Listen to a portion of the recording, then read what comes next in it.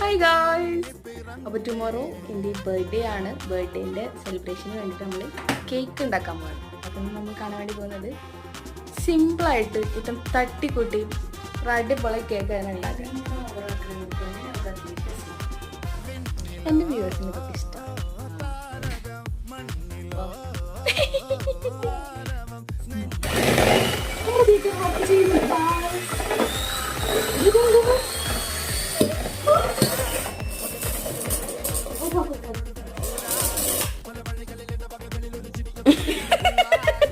Beater മാത്രല്ല inverter കത്തിപ്പോയി.